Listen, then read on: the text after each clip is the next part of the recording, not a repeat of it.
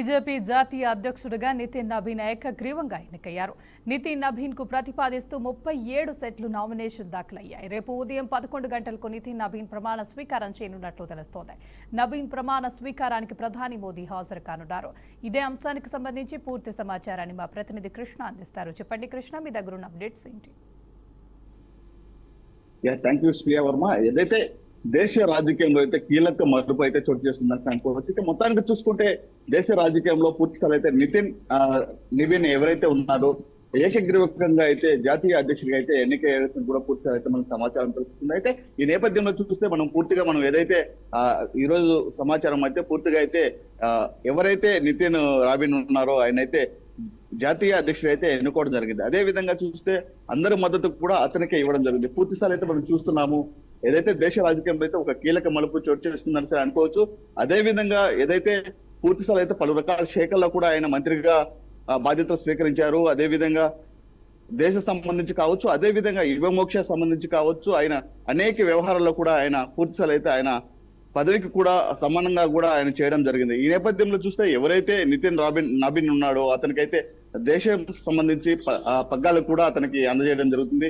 రేపే అతని ప్రమాణ స్వీకారం. ఈ యొక్క ప్రమాణ స్వీకారాన్ని కూడా ప్రధాని నరేంద్ర మోడీ కూడా హాజరవుతున్నారు. అదే విధంగా దేశంలోని బీజేపీ నేతలు కూడా ఆ యొక్క ప్రమాణ స్వీకారాన్ని కూడా హాజరయ్యే పరిస్థితి అయితే మనకు కనిపిస్తుంది. అయితే తాజాగా చూస్తే బీహార్ ఎన్నికల్లో అయితే దాదాపు అయితే పూర్తిస్థాయిలో అయితే మనం చూసాము. దేశ రాజకీయంలో ఒక కీలక మలుపు అయితే చోటు చేస్తుందని కూడా పూర్తిగా అయితే మనకి తెలుస్తుంది. అయితే మొత్తానికి ఏది ఏమైనప్పుడు కూడా నితిన్ నబీన్ ఎవరైతే ఉన్నారో అయితే జాతీయ అధ్యక్షుడిగా కూడా పూర్తిస్థాయి అయితే ఎన్నుకోవడం జరిగింది.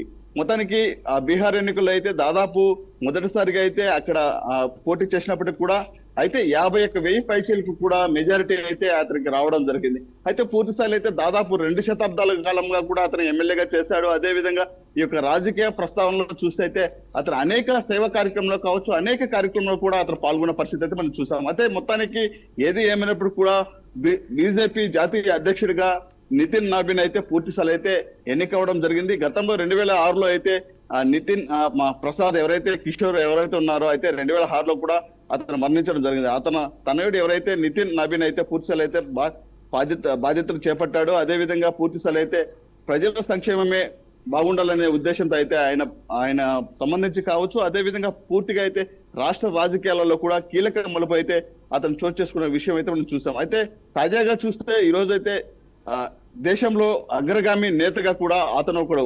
అయితే బీజేపీలో అయితే పూర్తిగా అయితే బీజేపీ జాతీయ అధ్యక్షుడిగా కావచ్చు, అదే విధంగా ఈ రోజు పూర్తి స్థాయిలో అయితే అందరూ కూడా అతన్ని ఏకగ్రీవంగా ఎన్నుకోవడం అనేది కూడా ఒక హర్షించే విధంగా కూడా ఉందని కూడా మనకు తెలుస్తుంది. పూర్తిగా అయితే మనం చూడాలి రేపు జరగబోయే అతనికి సంబంధించి ఏదైతే పట్టాభిషేకము నిర్వహిస్తారో ఆ యొక్క పట్టాభిషేకానికి కూడా దేశ ప్రధాని నరేంద్ర మోడీ కావచ్చు, కేంద్ర మంత్రులందరూ కూడా అతను హాజరు కావడం జరుగుతుంది అనేసి కూడా పూర్తి అయితే మనకు సమాచారం తెలుస్తుంది. Thank you Krishna, thanks for the update.